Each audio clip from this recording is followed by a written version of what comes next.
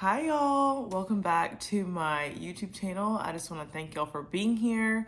One day I'll have pictures in this frame, kind of annoyed with it, but we're just gonna go with it. I am really excited about this video, I guess. This has been on my heart for some time now, and I've honestly just been really busy. I've had some changes and I've had to make adjustments, and you guys know how much I love my cookie cutter schedule, and that's not what's happening, but also kind of what's about to happen. And I'm just kind of excited about where things are right now and some of the changes and whatnot. So we're gonna jump right in because it's super early right now, and I really have a very long day ahead of me, and I've been up and I have laundry to fold and I need to go to the gym, but I did not want to I didn't want to not keep going in life, but I didn't want to keep going like day after day after day and like not recording this video. And so I'm not 100% sure how God is gonna have me do this, but right now I think that I'm just gonna be recording this kind of in segments of chapters, unless he leads me to do anything different. But yeah, so I got the hiccups. But this video is going to go over just some of like my thoughts and reflections and some of the things I've learned and all that jazz about Ecclesiastes. So not to drag this on out, and we're not going to be here for hours studying about this, but I'm just going to go over chapters 1 through 3 in this video, and then I'm not sure, sometime today or honestly whenever I have time, I will continue with the rest of it. I thought that I was going to be telling y'all more about my life, but here we are, and that's fine. So y'all bear with me as I read to you, and I think how I'm gonna do this is just read and then talk and then read and then talk, and then that will kind of keep me on track. And here we are. So I hope that that you guys are doing good. I pray for you if you're following my channel or know me or whatever. I love praying. I love talking to God. So yeah, I hope that you guys get something from this, and we're just gonna start. So I'm reading out of the NLT version, and this is Ecclesiastes chapter 1. I'm going to just kind of read in segments. So it says, "These are the words of the teacher, King David's son, who ruled in Jerusalem. Everything is meaningless, says the teacher, completely meaningless. What do people get for our..." Y'all.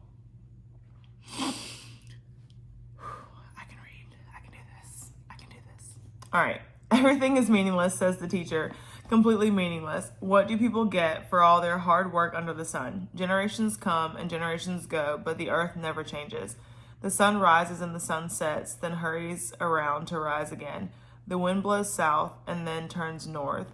Around and around it goes, blowing in circles. Rivers run into the sea, but the sea is never full. Then the water returns again to the rivers and flows out again to the sea. Everything is wearisome beyond description. No matter how much we see, we are never satisfied. No matter how much we hear, we are not content. History merely repeats itself. It has all been done before. Nothing under the sun is truly new. Sometimes people say, here is something new, but actually it is old. Nothing is ever truly new. We don't remember what happened in the past, and in future generations, no one will remember what we are doing now." Isn't that the most humbling thing? I think this is one of the most humbling things I've ever read. It's just not saying that we don't matter, but you know how people live and they just think that they're so important, and they just think that we're, I don't know. I don't want to be too harsh, but I just think it's interesting how even generations of people, you may have people that are very wealthy or people that may have done really well for themselves in their careers, and they have kids and they have kids and they have kids. And like the reality is like they're eventually forgotten about. And it's not anybody's fault. It's just kind of the way life is. Something else that kind of stuck out to me too is that initially in verse 2, when he's talking about everything is meaningless, in other versions of Ecclesiastes, like you guys obviously like go back and read it yourself. Don't just sit here and take my word for it. But he's talking about like worldly wisdom and basically all the things that are done without guidance from God. So essentially, like as I read this and as I'm like reading and like understanding, it's basically saying like all of the things and all the topics that he's kind of like, all the topics that the writer has like studied, they're meaningless without God. So like all of our achievements, like, okay, so I'm just going to use myself as an example. Like I was an athlete. I worked in the financial industry. Like, yes, I may have been a really, really good athlete, or not like amazing, but I was pretty good, whatever. But like in my school, like in 10th grade, like always, my school like won our upper state championship, which as I think that has never been done again, right? But like nobody cares. Like nobody knows us. Nobody cares. Nobody's like we're not signing autographs. Like we are not important. Like but then it was a really big deal. Like it was a really big deal because it had never been done in school history. But the reality is, years later, no one cares. Like we are not in 10th grade anymore. Like no one cares about, like honestly, half of us probably have back pain. Like, you know what I mean? Like the reality is, and it doesn't take away the accomplishment. It doesn't take away what we did. It doesn't take away the things that we learned, the experiences that we had. But it's like, how many people do you guys know that live in the highlights of their past? And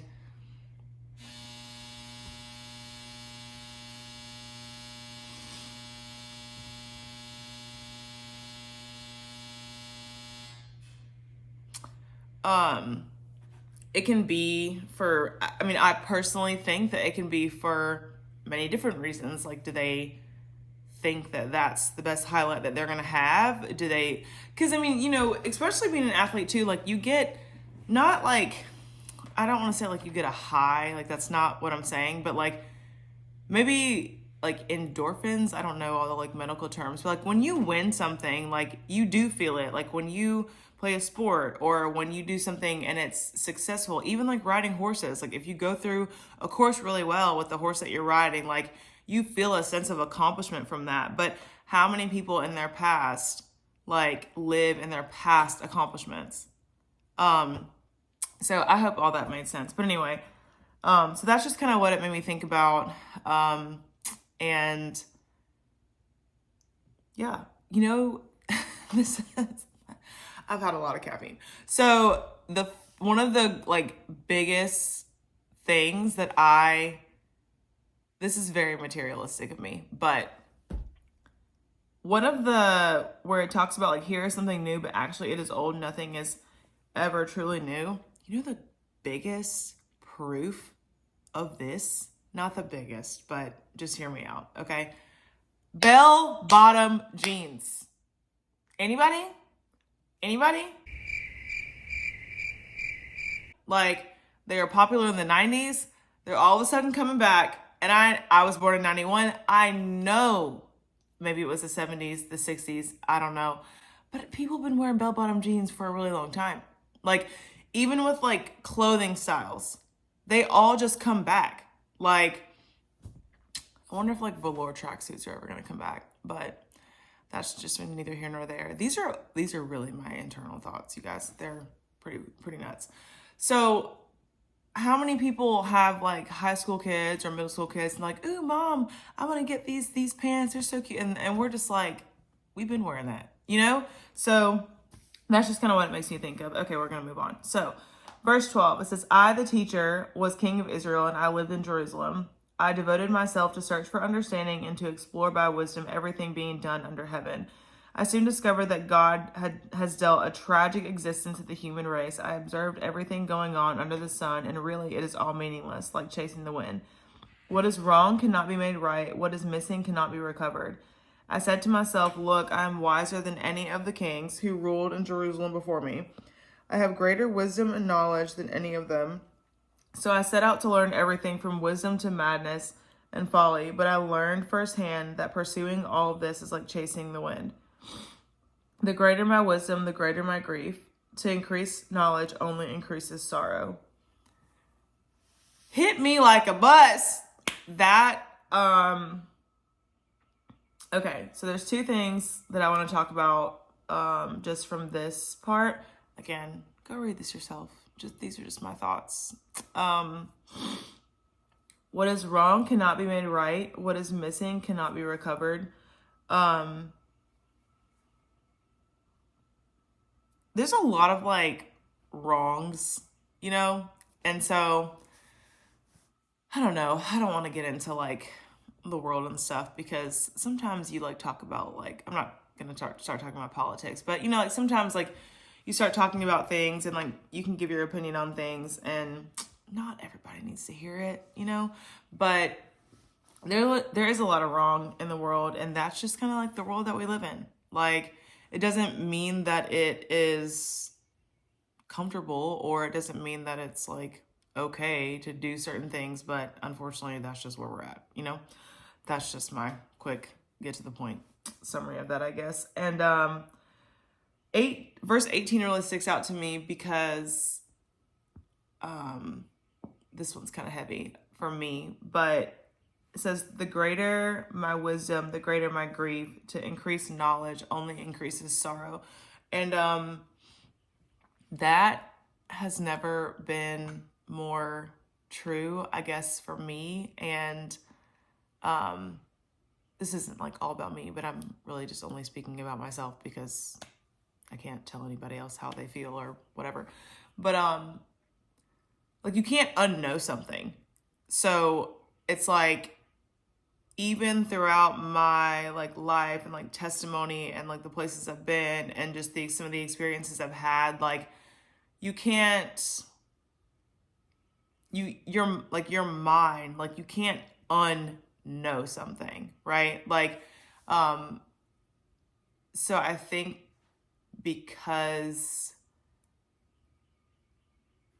I'm not some like genius by any means, but I feel like I know a good bit about the things that I know about, and I don't just know about one thing. So how I'm trying to like explain this is that like I've worked in finance, I've worked in restaurants, I've worked with animals, I have had cats, dogs, horses. Like I haven't worked in a vet's office, but throughout my experience, like I know a lot of people that either have worked with vets, have worked as vets or veterinarian assistants, or like horse chiropractic care. So like, even if I didn't know like specific things, I kind of have my hands in enough things to where if I had any questions, I'd be able to get certain information if I needed to, right? So that kind of goes the same for me, I guess, like spiritually too. Like, because of my testimony, like I can't unknow the things that I've experienced. I can't unknow the things that God has delivered me from and the person that I used to be. So it's like, it's not to hold it over anybody's head, but it does give you like a different set of eyes. Like I hope that I literally say, I hope this makes sense. I hope this makes sense. And I hope this makes sense. And I go back and listen to it and then it all makes sense. So I should probably stop saying that. But, and it's not this knowing the things that I know, because I don't know anything. Like I I might know a little bit, but hear me out. It's not like being prideful about knowledge, being prideful about the things that you know about. It's just that when you have reached out and searched for God and tried to find understanding and tried, like, from Him, obviously, but it's like you've tried to do all these things. And once He's given that to you, for me, I feel a sense of responsibility for the things that He has revealed to me and shared with me and delivered me from, and the knowledge He's given me. And I know that He gave it to me. Therefore, I know that He knows I know about it. So I can't like go back to living the same lifestyle, yet alone, like, when you see someone living a similar lifestyle to what you used to live, or doing something that you used to do, especially something that you're not doing anymore because the Lord's delivered you from it, like, you can't help but like kind of like be sad. Like, I'm not going to condemn the person, because the reality is, like, that could be me, but because I know that it's harmful, or it's not going to benefit them long term, or it's just not good for their mental health, whatever the reason may be, it does make me sad. So, yeah. So, moving on. Chapter 2. So it says, I said to myself, come on, let's try pleasure. Let's look for the good things in life. But I found that this too was meaningless. So I said, laughter is silly. What good does it do to seek pleasure? After much thought, I decided to cheer myself with wine. And while still seeking wisdom, I clutched at foolishness. In this way, I tried to experience the only happiness most people find during their brief life in this world. I also tried to find meaning by building huge homes for myself and by planting beautiful vineyards. I made gardens and parks, filling them with all kinds of fruit trees. I built reservoirs to collect the water to irrigate my many flourishing groves. I bought slaves, both men and women, and others were born into my household. I also owned large herds and flocks, more than any of the kings who had lived in Jerusalem before me. I collected great sums of silver and gold, the treasures of many kings and provinces. I hired wonderful singers, both men and women, and had many beautiful concubines. I had everything a man could desire. So I became greater than all who had lived in Jerusalem before me, and my wisdom never failed me. Anything I wanted, I would take. I denied myself no pleasure. I even found great pleasure in hard work, a reward for all my labors. But as I looked at everything I had worked so hard to accomplish, it was all so meaningless, like chasing the wind. There was nothing really worthwhile anywhere. Can you imagine that? Like, having all the houses you wanted, like all the gardens, like all the animals, whatever. And something that really sticks out to me is like verse 10. It says, anything I wanted, I would take. Like, and I'm not talking about like just going into Target and just like stealing things, but it's like being the kind of person that like you can literally get anything that you want, like whether somebody gives it to you, whether you can buy it, whether you can just go take it, whatever, without any consequence. And it says, I denied myself no pleasure. Like, this is a male writing this book, so let's use our adult imagination here.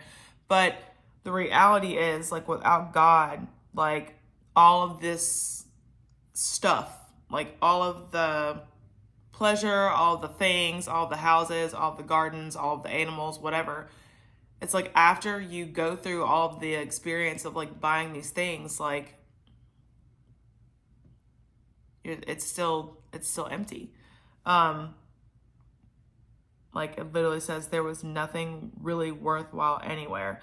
I think for me, this is eye-opening too, because there's a lot of people that are like, oh, if I just had this, I'll be happier. Or if I just got married, I'll be happier. Or I'm not really in a good financial situation. So once I get, a better job or more money, like I'll be happier. Once I like always chasing like the next best thing, and things don't fulfill you. Like you might think they do for a moment.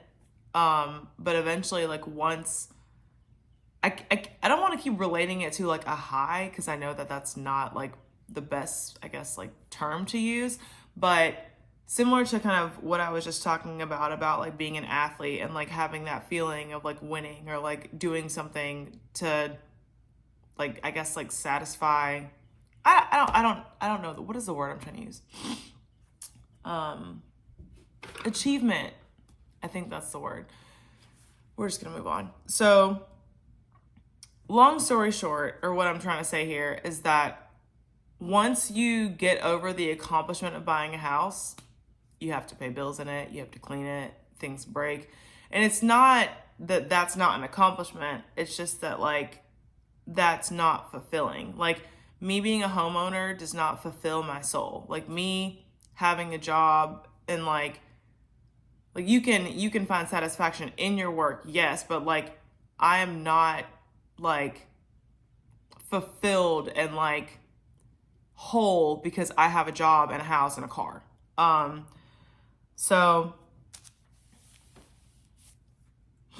that I don't know. It also makes me think about like celebrities, and I hate to like say this, but it is very real, I think, especially in today's society. Like you have all these celebrities that like they have all this money, they have all this fame, they have all of these things, they literally have everything. Like, and if they don't have it, if they wanted it, they can go get it. And like they're still miserable. Like some of them end up ending their lives. Like some of them are in horrible relationships, and ultimately like their kids are going to suffer from some of the consequences that they made, which is everybody. That's not a dagger at them specifically, but it just stuff does not it's just not it. So I think the enemy does, unfortunately, a good job of deceiving people and making them think that like pleasure is going to like be satisfying long term, and it actually just causes a lot more damage, and it doesn't have to be like physical or relational or emotional. Sometimes it's mental and internal, and yeah, 'tis sad, you know. So, moving on, verse 12 says, "So I decided to compare wisdom with foolishness and madness, for who can do this better than I, the king? I thought wisdom is better than foolishness, just as light is better than darkness. For the wise can see where they are going, but fools walk in the dark.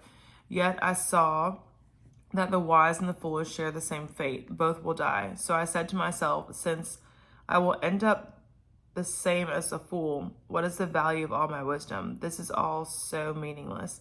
For the wise and the foolish both die. The wise will not be remembered any longer than the fool. In the days to come, both will be forgotten. So I came to hate life because everything done here under the sun is so troubling. Everything is meaningless, like chasing the wind." So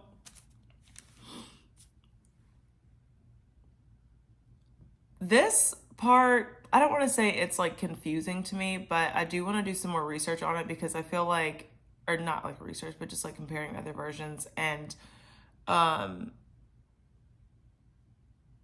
because I think, and if anybody knows for sure, feel free to like leave a comment, but as far as I can understand, like especially comparing it with the amplified version, like he's talking about like secular wisdom and how like worldly wisdom versus like worldly foolishness, because like right now we're talking about doing things without God, right? So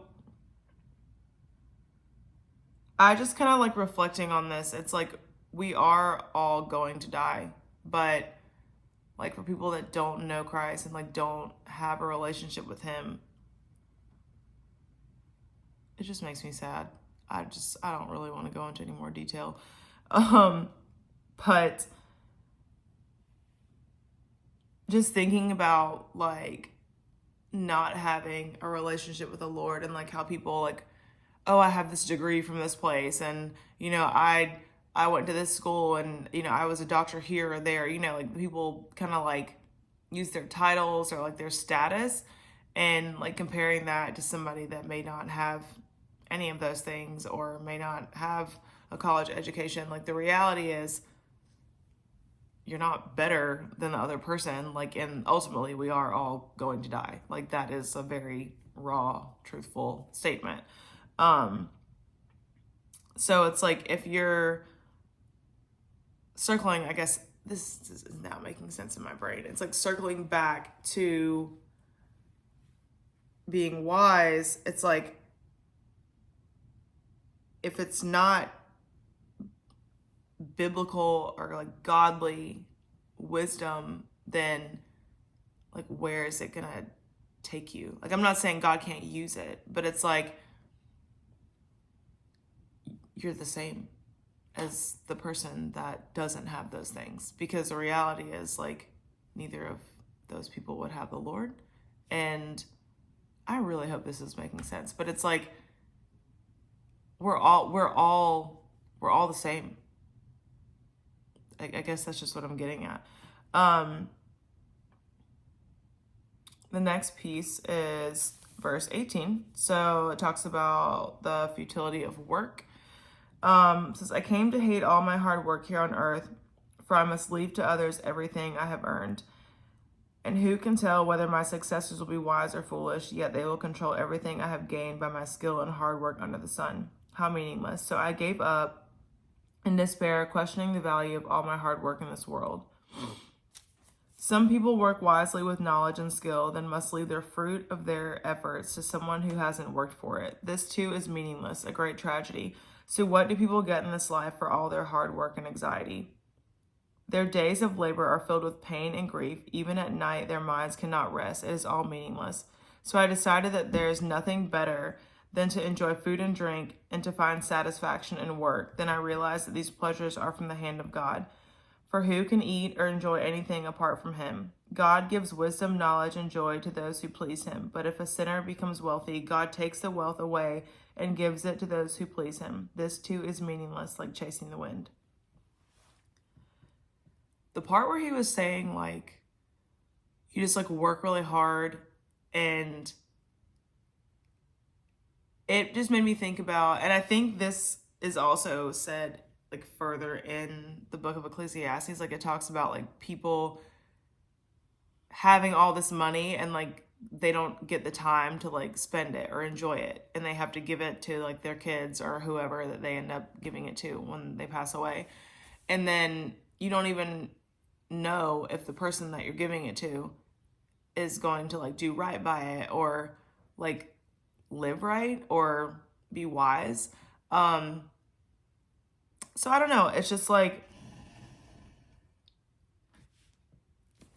and I know people that work, I personally work a lot, but I know people that do work a lot, and they put their like identity in their job in some ways, and it is just, in simple terms, it's just meaningless. So I kind of jot down some bullet points just from verse 1 and 2, from chapter 1 and 2. And I'm going to put definitions on here too. And just, it really just hit me like things that are done like without the guidance from God, and things that are done just without, I don't want to say without like care of the Lord, but endeavors, wisdom, pleasure, obviously like comparing like wise versus foolish people, and then working. So the next chapter is chapter 3, and it's talking about time. So it says, for everything there is a season, a time for every activity under heaven, a time to be born and a time to die, a time to plant and a time to harvest, a time to kill and a time to heal, a time to tear down and a time to build up, a time to cry and a time to laugh, a time to grieve and a time to dance, a time to scatter stones and a time to gather stones, a time to embrace and a time to turn away, a time to search and a time to quit searching, a time to keep and a time to throw away, a time to tear and a time to mend, a time to be quiet and a time to speak, a time to love and a time to hate, a time for war and a time for peace. What do people really get for all their hard work? I have seen the burden God has placed on us all. Yet God has made everything beautiful for its own time. He has planted eternity in the human heart, but even so, people cannot see the whole scope of God's work from beginning to end. So I concluded there is nothing better than to be happy and enjoy ourselves as long as we can. And people should eat and drink and enjoy the fruits of their labor, for these are gifts from God. And I know whatever God does is final. Nothing can be added or taken away from it. God's purpose is that people should fear him. What is happening now has happened before, and what will happen in the future has happened before, because God makes the same things happen over and over again. Yeah. Yep.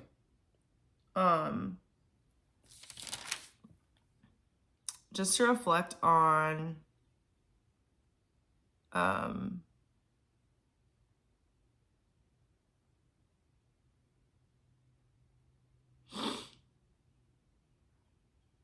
I don't want to be like super long-winded, but the time to embrace and a time to turn away, and the time to a time to be quiet and a time to speak, those really mean a lot to me. And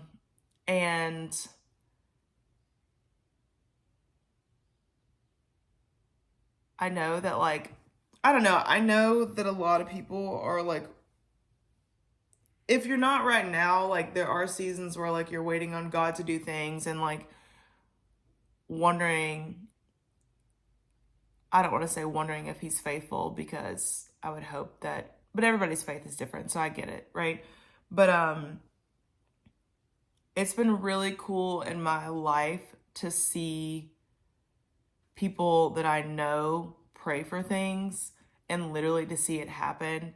And even in like right now, like even where I'm at currently, it's been really cool to see God answer my prayers with people that were praying as well for things that God is using me to help answer their prayers. And that has been really, really cool. And I know that, like, especially with work, that is just, I'm trying to be really vague. That is just something that I have been able to experience and see firsthand. Also in like some friendships too. And just a lot of it came with people being obedient and doing things on faith and God just like answering their prayer. So that has been really cool. But I guess I'm saying all that to say, like, it was 100% in like God's time. So lastly, the last little piece that I'm going to talk about is obviously the end of chapter 3, but it says, the injustices of life. I also noticed that under the sun there is evil in the courtroom. Yes, even the courts of law are corrupt. I said to myself, in due season, God will judge everyone, both good and bad, for all their deeds. I also thought about the human condition, how God proves to people that they are like animals. For people and animals share the same fate. Both breathe and both must die. So people have no real advantage over the animals. How meaningless. Both go to the same place. They came from dust and they return to dust. For who can prove that the human spirit goes up and the spirit of animals goes down into the earth? So I saw that there is nothing better. I was hoping I would not yawn. I was trying to fight it. So I saw that there is nothing better for people than to be happy in their work. That is our lot in life, and no one can bring us back to see what happens after we die. Very surreal realness that we're getting from Ecclesiastes, you know? But yeah. Yeah. So it just makes you think, you know? Just makes you think. And I don't know. I think for me, like, it truly scares me to do anything without God. But also, like, why would I want to not? Like, that's just me. So closing this out, I guess I hope that you guys got something from this. I know I was kind of all over the place. I think it's like 6 in the morning. So forgive me if I'm just like, I am about to go to the gym, and I've had some cold brew, and it's definitely cold brewing, you know? But yeah, it's just something to think about. And, you know, I think that like we all have a past, so it's hard to be like, oh, I can't believe that you put your identity in your work or your accomplishments, or you know, like that. Like I that's just not the person that I am. I just we've all been there. We've all been there. We've all done it. So for me, it's just something to think about, and I hope that like um I hope that it just makes you think. Like it makes me think about like what am I doing all like what is I cannot talk. Um like what am I doing all this for? Like I know that I'm doing it, like all the things that I'm doing, right? Like one, some of it's because I enjoy it and God allows me to do it. Two, some of it's because this is just where God sent me. Three, I obviously need to pay my bills. So like it's hard for me to give this example because I do have an intimate relationship with God, but it's like for someone that doesn't, it's like, why are you doing all the things that you're doing? Is it because you just have to go to work every day? Like that's what society tells us. Like we have to go to work every day. We have to grind, grind, grind. I'm not saying that you don't have to work. Like obviously like that's important, but it's like, where are you finding like, I guess, internal soulful like fulfillment? Like if you don't have a relationship with the Lord, then I don't know how I'd be doing all this stuff, because I'd be in trouble. But yeah, so maybe just take some time to reflect on that. I really hope that this video is helpful. And my honest closing with this is I'm about to go to the gym because it's leg day and I have to work all day, literally all day, 12 hours. 12 hours? Probably 12 by the time I leave. So, I'm actually really proud of myself because I'm exhausted and I can't even tell you the last time I had a day off. I tried to be off this morning. It didn't work out. So I'm going to work. And I'm going to go to the gym, and I have to fold laundry and clean my house, and I'm going to get it all done because I got up at 5 a.m. this morning. So I'm going to get off here, and I will talk to you guys later.